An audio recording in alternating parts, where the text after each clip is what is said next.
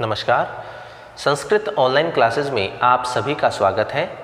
पिछली क्लास में हमने वाल्मीकि रामायण के बालकांड के अंतर्गत प्रथम जो सर्ग हमारे पाठ्यक्रम में दिया हुआ है उससे संबंधित कुछ पद्यों को लेकर के हमने चर्चा की थी। आज हम उसी क्रम को आगे बढ़ाते हुए आगे के जो हमारे पद्य हैं उनको लेकर के हम चर्चा करेंगे। तो आइए शुरू करते हैं।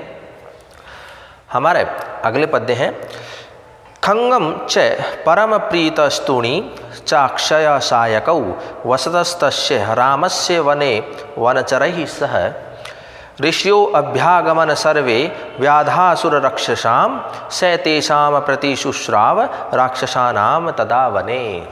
अब यहाँ पर श्री राम का जो स्थिति है जो कि दंडकारण्य में प्रवेश करने के पश्चात जो होती है, तो देखिए राम है अर्थात राम ने परम प्रीत है अर्थात अत्यधिक प्रसन्न होकर के खंगम अर्थात तलवार को च और अक्षय सायकौ अक्षय अर्थात कभी भी समाप्त न होने वाले सायकौ अर्थात बाणों को तूणी च जग्रा है और बाणों को रखने का तर्कस इसे उन्होंने प्राप्त किया या ग्रहण किया।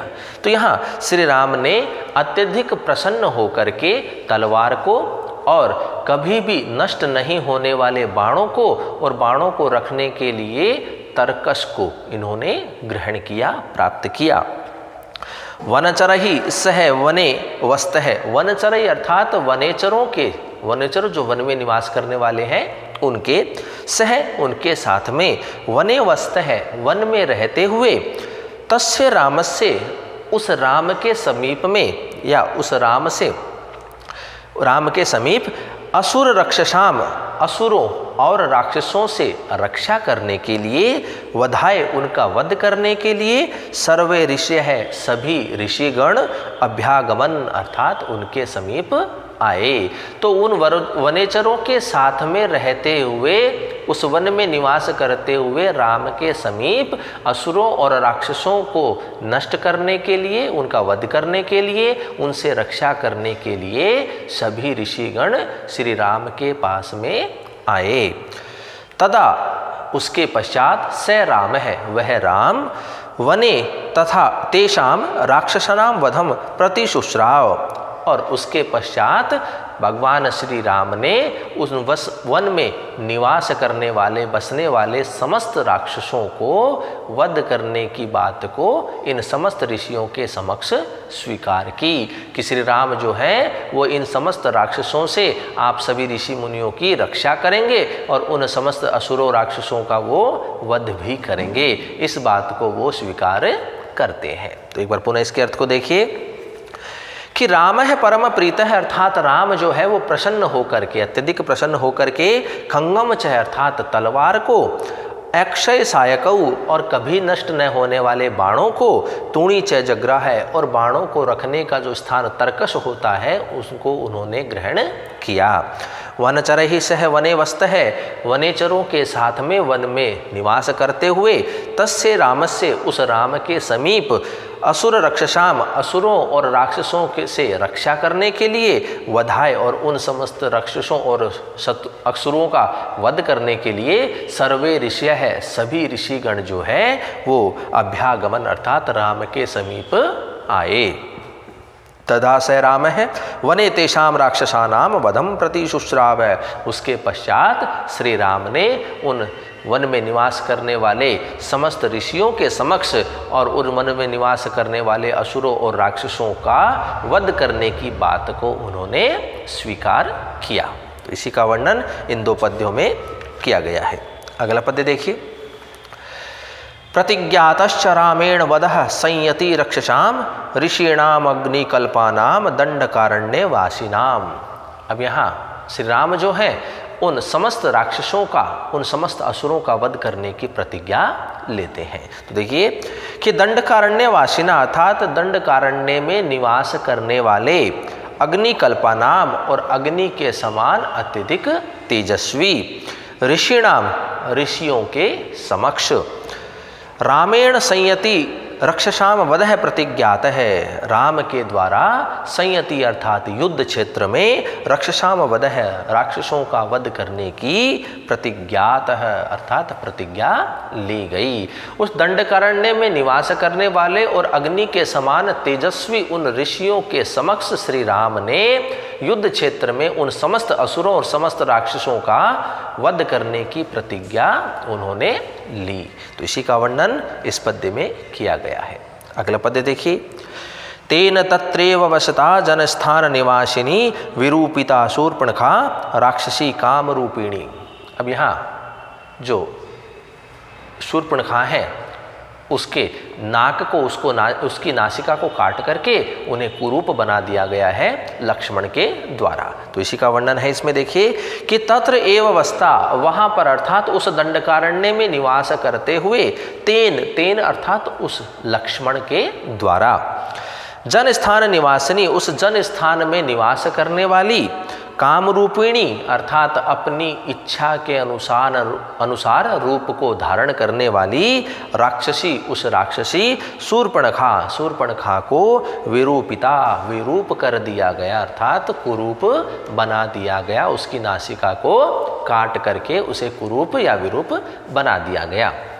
तो यहाँ लक्ष्मण के द्वारा शूर्पणखा जो राक्षसी है उसको विरूपित कर दिया गया है। तो वहाँ पर दंडकारण्य में निवास करते हुए उस लक्ष्मण के द्वारा उस जन स्थान में निवास करने वाली और अपनी इच्छा के अनुसार रूप को धारण करने वाली उस राक्षसी शूर्पणखा को विरूपित कर दिया।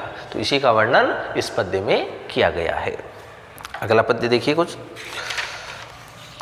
ततः शूर्पणखा वाक्याद्युक्तान् सर्व राक्षसान् खरं त्रिशीर्षं चैव दूषणं चैव राक्षसं निजघान रणे रामास्तेषां चैव पदानुगान वने तस्मिन् निवसता जनस्थान निवासिनाम।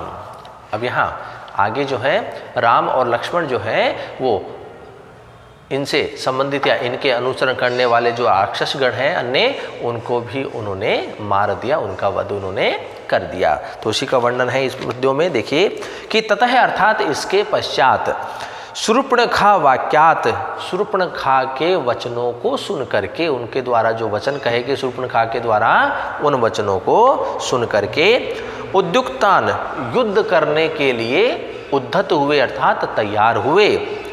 खर नामक राक्षस को, त्रिशीर्षम त्रिशीर नामक राक्षस को, एव दूषणम और दूषण नामक राक्षस को, राक्षसम पदानुगान और इन राक्षसों का अनुसरण करने वाले अन्य राक्षसों को रण क्षेत्र में अर्थात युद्ध क्षेत्र में एव ही राम है निजघान अर्थात राम के द्वारा मार दिए गए।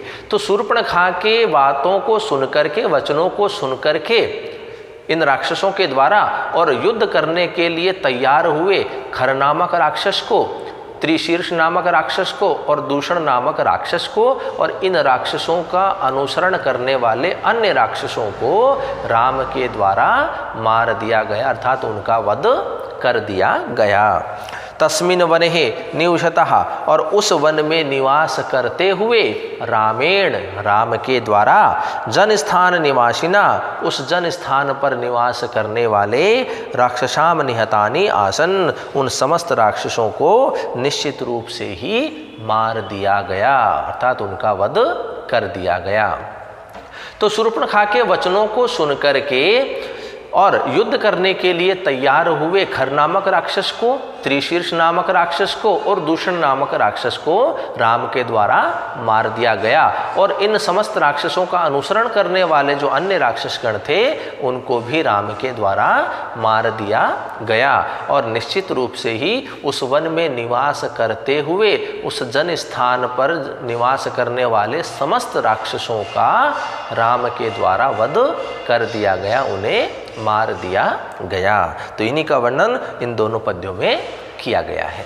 अगला पद्य देखिए। रक्षसाम निहत्तान्यासन सहस्राणि चतुर्दश ततो ज्ञाति वधम श्रुत्वा रावण है क्रोध मूर्छित है। अब यहाँ 14,000 राक्षसों के वध की बात को सुनकर के राक्षसों का जो राजा रावण है वह क्रोध के कारण मूर्छित हो गया। तो इसी का वर्णन है, देखिए कि 14 सहस्त्राणी अर्थात 14,000 रक्षसाम निहतानी आसन, राक्षसों के वध की बात को सुनकर के या जान करके, अर्थात 14,000 राक्षस जो हैं निश्चित रूप से ही श्री राम के द्वारा मारे गए। कि 14 सहस्राणी रक्षसाम निहतानी आसन, कि 14,000 राक्षस जो है निश्चित रूप से ही राम के द्वारा मारे गए। ततः ज्ञाति वदम श्रुत्वा, और अपने जो संबंधी राक्षस गण हैं इनकी हत्या, इनका वध, इनकी मृत्यु के बारे में श्रुत्वा सुन करके, रावण है अर्थात राक्षसों का जो राजा है, अधिपति है रावण, वह क्रोध मूर्छित अभवत, अत्यधिक क्रोध के कारण मूर्छित हो गया। कि 14,000 जो राक्षस हैं वो राम के द्वारा उस वन में निवास करते हुए मारे गए, और अपने उन समस्त राक्षस बंधुओं के वध की बात की सुन करके जो राक्षसों का राजा रावण है वह अत्यधिक क्रोध के कारण मूर्छित हो गया। तो इसी का वर्णन इस पद्य में किया गया है। अगला पद्य देखिए, सहाय वर्यामास मारीचम नाम राक्षसम, वार्यमाण है सुबहुषो मारीचेन से रावण है। अब यहाँ पर रावण जो है, राक्षसों का जो अधिपति रावण है, वह मारीच नाम के जो राक्षस हैं उनकी सहायता लेते हैं। तो देखिए कि रावण है अर्थात राक्षसों का अधिपति वह रावण, मारीचम नाम राक्षसम, मारीच नाम के राक्षस के लिए की सहायम वर्यामास, सहायता मांगता है। कि वह जो रावण है राक्षसों का अधिपति वह मारीच नामक राक्षस से सहायता मांगता है। मारीचेन सह रावण है सुबहुषः वार्यमाण है, लेकिन उस मारीच राक्षस के द्वारा उस राक्षसों के अधिपति रावण को अनेक प्रकार से अनेक बार, बहुत बार रोका गया, क्योंकि वह जो मारीच है वह भविष्य को देख सकता था और वह राम को अच्छी भांति भली भांति वह पहचानता था कि राम जो है वो विष्णु का ही अवतार है। लेकिन वह जो रावण है वह मारीच ऋषि के बातों का तिरस्कार कर, मारीच जो राक्षस है उसकी बातों का तिरस्कार वह कर देता है और उसकी बात को वह नहीं सुनता है। तो यहाँ कहा गया है कि रावण है मारीचम नाम राक्षसम सहाय वर्यामास, कि रावण जो है वह मारीच नाम के राक्षस की सहायता लेता है, उससे मांगता है। और मारीचेन सह रावण सुबहुषः वार्यमाण है, और मारीच के द्वारा उस रावण को अनेक प्रकार से और अनेक बार रोका गया। तो इसी का वर्णन इस पद्य में किया गया है। अगला पद्य देखिए, न विरोधो बलवता क्षमो रावण तेन ते ऐनादृत्य तु तद्वाक्यम रावण है काल चोदितः। अब यहाँ रावण जो है वह मारीच की बात को स्वीकार नहीं करता है, नहीं सुनता है। तो देखिए रावण है, हे रावण, बलवता अर्थात अत्यधिक बलशाली, बल को धारण करने वाले, अत्यधिक पराक्रमी, तेन तुम्हारे द्वारा, ते विरोध न तेन ते विरोध न क्षम है, कि तुम्हारे द्वारा उसका विरोध करना अर्थात उस श्री राम का विरोध करना उचित नहीं है, क्षमा के योग्य नहीं है। कि हाँ मारीच जो है वो रावण को समझाते हुए कहता है कि हे रावण, उस बलशाली उस राम के प्रति तुम्हारा विरोध करना उचित नहीं है। काल चोदित है रावण है तद वाक्य तु अनादृत तथा शीत, काल चोदित है अर्थात काल मृत्यु काल के वशीभूत होकर के वह जो रावण है वह मारीच के वाक्यों का तिरस्कार कर देता है, वो मारीच की बातों को नहीं सुनता है, स्वीकार नहीं करता है। तो इसी का वर्णन इस पद्य में किया गया है। अगला पद्य देखिए, जगाम सह मारीचस्तस्याश्रम पदम तदा तेन माया विना दूरम अपवाह्य नृपात्मजौ। अब यहाँ मारीच जो है वो रावण के साथ मिलकर के माया जाल बिछाते हैं। तो देखिए कि वर्णन किस प्रकार से है कि तदा अर्थात उसके पश्चात सह मारीच है, मारीच के साथ में, तस्य वह रावण जो है तस्य आश्रम पदम जगाम, तस्य अर्थात उस श्री राम के आश्रम पद, आश्रम जो स्थान है जगाम अर्थात वहाँ पर जाते हैं। तो वह जो रावण है वह मारीच के साथ में राम के आश्रम पर जाते हैं। तेन मायाविनः नृपात्मजौ दूरम अपवाह्य नितौ। तेन अर्थात उस मारीच के द्वारा, मायाविना अर्थात माया जाल को फैला करके, माया जाल से, नृपात्मजौ नृप आत्मजौ अर्थात उस राजा दशरथ के दोनों पुत्र अर्थात राम और लक्ष्मण को दूरम अपवाह्य दूर तक हरण कर लिया गया, दूर तक ले जाया गया। तो मारीच जो है वह राजा दशरथ के दोनों पुत्र राम और लक्ष्मण को माया जाल फैला करके उन्हें बहुत अधिक दूर तक ले जाता है।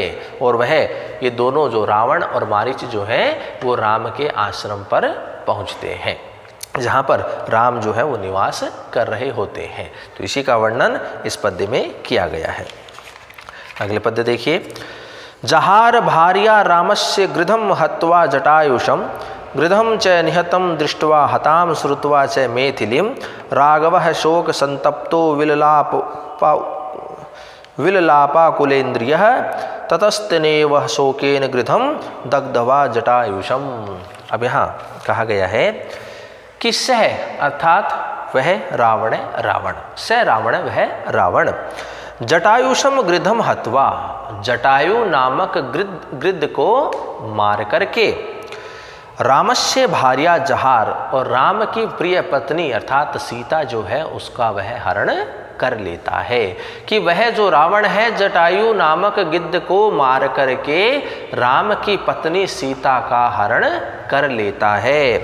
गृद्धम च निहत्तम दृष्ट्वा और गिद्ध को इस प्रकार से मरा हुआ देख करके, मैथिलीम च हृताम श्रुत्वा और मैथिली देश की राजकुमारी उस सीता के हरण की बात को सुन करके, शोक संतप्त है शोक से संतप्त हुए, आकुलेंद्रिय है व्याकुल इंद्रियों वाले, राघव अर्थात रघुकुल में उत्पन्न होने वाले श्री राम विललाप अर्थात अत्यधिक विलाप करने लग गए।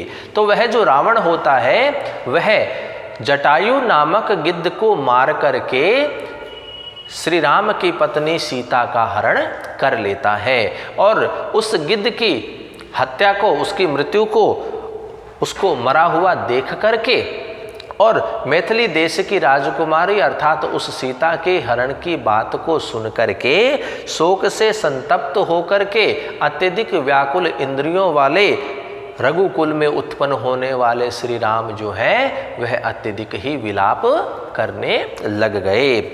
ततः तेनेव शोकेन इसके पश्चात उस शोक से ही राम है वह राम जटायुषम गृधम दग्ध्वा जटायु नामक गिद्ध को जला करके अर्थात उनका अंतिम संस्कार वो करते हैं। दुखी अभवत और अत्यधिक दुखी हो जाते हैं। तो यहाँ जो रावण है वह जटायु नामक गिद्ध को मार करके सीता का हरण कर लेता है और गिद्ध को मरा हुआ देख करके और मैथिली की देश की राजकुमारी उस सीता के हरण की बात को सुन करके शोक से संतप्त हुए अत्यधिक व्याकुल इंद्रियों वाले वह रघुकुल में उत्पन्न होने वाले श्री राम जो है वो अत्यधिक विलाप करने लग गए और इसी शोक से वह राम जो है जटायु नामक गिद्ध का अंतिम संस्कार करते हैं, उनको जला करके उनको अग्नि दे करके उनका अंतिम संस्कार करते हैं और अत्यधिक ही दुखी हो जाते हैं। तो इसी का वर्णन इन दो पद्यों में किया गया है। अगला पद्य देखिए। मार्गमाणो वने सीताम राक्षसम संददर्शः कबंधम नाम रूपेण विकृतम घोर दर्शनम। अब यहाँ रावण जो है, जो राम जो है वह सीता को ढूंढते हुए एक वन से दूसरे वन में जाते हैं। तो देखिए इसका वर्णन है कि वने सीताम मार्गमाण है कि वन में सीता को ढूंढते हुए एक मार्ग से दूसरे मार्ग पर वो जाते हैं। राम है जो राम है निश्चित रूप से ही घोर दर्शनम अत्यधिक घोर दर्शन वाले और अर्थात भयानक दिखाई देने वाले एवं रूपेण अर्थात शारीरिक रूप से विकृतम विकार से परिपूर्ण कबंधम नाम राक्षसम ददर्श, कबंध नामक राक्षस को उन्होंने देखा। जब राम सीता को वन में एक मार्ग से दूसरे मार्ग पर ढूंढ रहे थे तो श्री राम जो हैं वो भयंकर दिखाई देने वाले अर्थात भयानक दिखाई देने वाले और शारीरिक रूप से विकृष्ट अर्थात विकार को प्राप्त किए हुए कबंध नामक राक्षस को उन्होंने देखा। तो इसी का वर्णन इस पद्य में किया गया है। अगला पद्य देखिए। तम निहत्ते महाबाहुर ददा है स्वर्गतश्च सह से चाश्य कथयामास सबरीम धर्मचारिणीम। अब यहाँ श्री राम जो है वो कबंध नामक राक्षस को मारते हैं, उनका वध करते हैं और कबंध राक्षस जो है वो स्वर्ग लोक में चला जाता है और वहीं से अपनी मधुर वाणी के द्वारा वह श्री राम को सबरी के समीप जाने के लिए कहते हैं। तो इसी का वर्णन किया गया है। देखिए, महाबाहु अर्थात अत्यधिक ही बलशाली अर्थात भुजाओं वाले, विशाल भुजाओं वाले। तम उस भुजाओं वाले श्री राम के द्वारा तम निहत्ते ददा है, तम अर्थात उस कबंध नामक राक्षस को मार करके अर्थात उनका दाह संस्कार किया। तो श्री राम जो है वो अत्यधिक बलशाली अर्थात विशाल भुजाओं वाले श्री राम के द्वारा उस कबंध नामक राक्षस को मार करके उसका दाह संस्कार किया गया। सच स्वर्गगत है और उस कबंध नामक राक्षस के स्वर्ग लोक चले जाने पर धर्मचारिणी सबरी में विषय है और अपनी दिव्य वाणी से धर्मचारिणी अर्थात धर्म का आचरण करने वाली अर्थात धार्मिक विधि विधान के अनुसार आचरण करने वाली सबरीम विषय सबरी के विषय में अश्य कथयामास उस श्री राम को वो बताते हैं। श्री राम जो है कबंध नामक राक्षस को मारते हैं, उसका वध करते हैं और उसके पश्चात उसका दाह संस्कार भी करते हैं और वह कबंध जो राक्षस है वह स्वर्गलोक पहुंच जाता है और वहां से अपनी मधुर वाणी के द्वारा धर्म का आचरण करने वाली सबरी जो है उनके विषय में श्री राम को बताते हैं। तो इसी का वर्णन इस पद्य में किया गया है। अगला पद्य देखिए। श्रमणीम धर्म निपुणीम अभिगच्छेति राघव सो अभ्यगच्छन महातेजा सबरीम शत्रुसूदन है।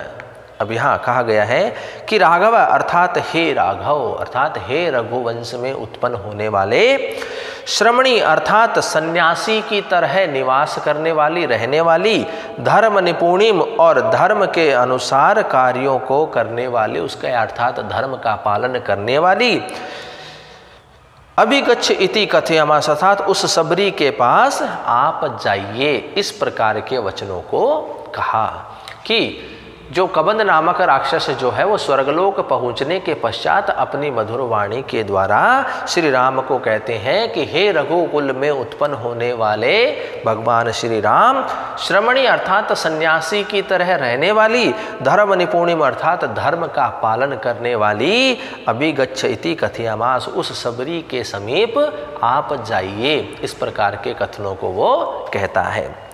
स महातेजा और वह श्री राम जो है महातेजा अर्थात अत्यधिक महातेजस्वी, शत्रुसूदन अर्थात शत्रुओं का दमन करने वाले, नाश करने वाले, सबरीम अभ्यगच्छन उस सबरी के पास में जाते हैं, उनके समीप वो जाते हैं।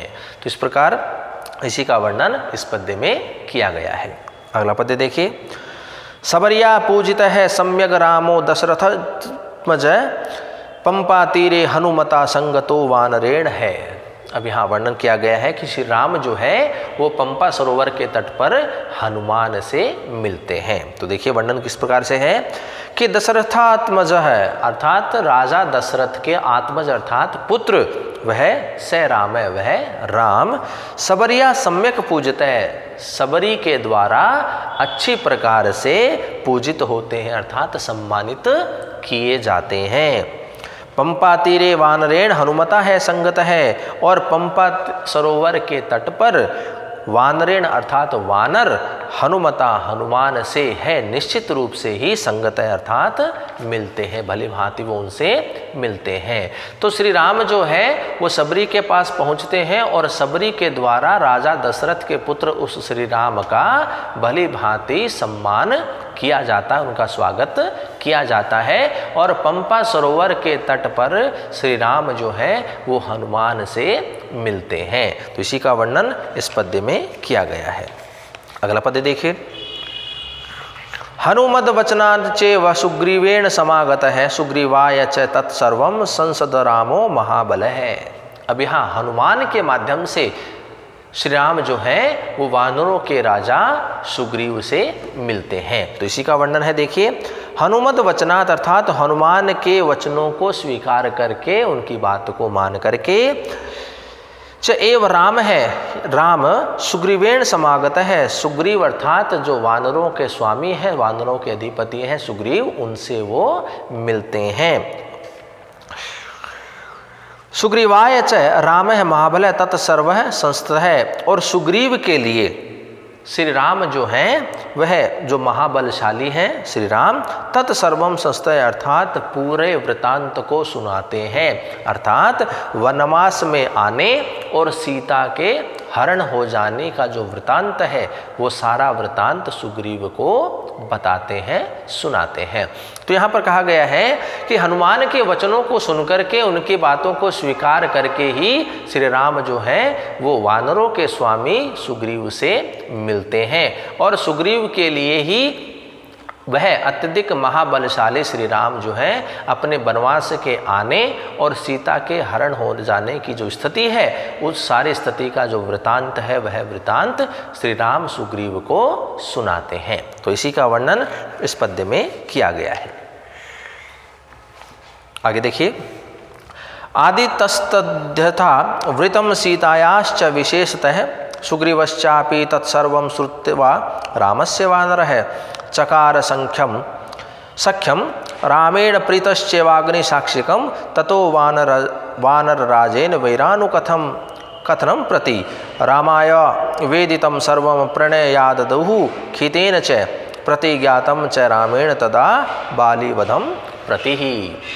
अब यहाँ इन पद्यों में देखिए किस प्रकार से वर्णन है कि श्री राम जो हैं वो अपना सारा वृतांत सुग्रीव को सुनाते हैं और सुग्रीव के साथ मित्रता करते हैं, और मित्रता करने के पश्चात जो सुग्रीव है वह भी अपने शत्रु बाली जो है उसका सारा वृतांत श्री राम को सुनाते हैं, और श्री राम जो हैं वो अपने मित्र के लिए अग्नि को साक्षी मान करके उस बाली का वध करने का वचन भी उन्हें देते हैं। तो देखिए किस प्रकार से वर्णन किया गया है कि आदितः तद्व्रतम अर्थात आदि से अर्थात प्रारंभ से, अयोध्या नगरी में उनके जो रहन सहन है, उनका जो जीवन का प्रारंभ है, वहाँ से लेकर के तद्व्रतम अर्थात यहाँ वनवास में आने तक की, अर्थात और विशेष रूप से सीता के हरण हो जाने का जो वृतांत है वह सीतायाच विशेषता संस्थित, अर्थात उस वृत्तांत को श्री राम ने सुग्रीव को सुनाया, अर्थात बताया कि श्री राम जो है वो प्रारंभ से लेकर के, अर्थात अयोध्या नगरी में उनके जीवन के प्रारंभ से लेकर के इस वन में वनवास की स्थिति को लेकर के, अर्थात विशेष रूप से सीता के हरण होने का जो वृत्तांत है वह श्री राम सुग्रीव को सुनाते हैं। वानर चाहे सुग्रीव अपि रामस्य तत्सर्वं श्रुत्वा, और वह वानरों का स्वामी वह सुग्रीव जो है वह राम के समस्त बातों को सुन करके, समस्त वृतांत को सुन करके प्रीत है अर्थात प्रेम पूर्वक अग्नि साक्षिकम अग्नि को साक्षी मान करके रामेण सख्यम चकार है, और राम के द्वारा सुग्रीव के साथ में मित्रता की गई। तो यहाँ पर जो श्री राम जो है वो अपने सारा वृतांत सुग्रीव को सुनाते हैं, और सुग्रीव जो है बड़े ही ध्यानपूर्वक श्री राम के समस्त बातों को सुन करके सुनता है, और श्री राम जो है वो अग्नि को साक्षी मान करके सुग्रीव के साथ मित्रता करते हैं। ततः दुखितेन वानराजेन वैरानुकथनं प्रति सर्वं प्रणयात रामाय आवेदितम, और अत्यधिक दुखी हुए सुग्रीव के द्वारा भी अपने शत्रु बाली का जो वृतांत है उसे श्री राम के लिए कहा, अर्थात बाली ने भी अपने दुख को श्री राम के समक्ष प्रकट किया, उन्हें अपनी स्थिति जो है, अपना जो वृतांत है, किस प्रकार से उसके भाई बाली ने उससे संपूर्ण राज्य को छल पूर्वक छीन लिया है, उनकी पत्नी को भी उन्होंने छीन लिया है। तो इस सारे वृतांत को सुग्रीव जो है अपने मित्र श्री राम को कहते हैं, उन्हें वो सुनाते हैं। तदा च रामेण बालीवधम प्रति प्रतिज्ञातम, और उसके बाद श्री राम जो है समस्त वृतांत को सुन करके उस बाली का वध करने की प्रतिज्ञा जो है वो करते हैं। तो यहाँ पर श्री राम जो है वो अपना सारा वृतांत है वह सुग्रीव को सुनाते हैं और अग्नि को साक्षी मान करके सुग्रीव के साथ मित्रता करते हैं। तत्पश्चात सुग्रीव भी अपने दुख को श्री राम के सामने प्रकट करता है कि किस प्रकार से उसका भाई जो है वो संपूर्ण राज्य और उनकी पत्नी का हरण उन्होंने छल से कर लिया है। तो सुग्रीव अपने मित्र सुग्रीव की बातों को सुन करके श्री राम जो है वह बाली का वध करने की प्रतिज्ञा लेते हैं। तो इसी का वर्णन इन पद्यों में किया गया है।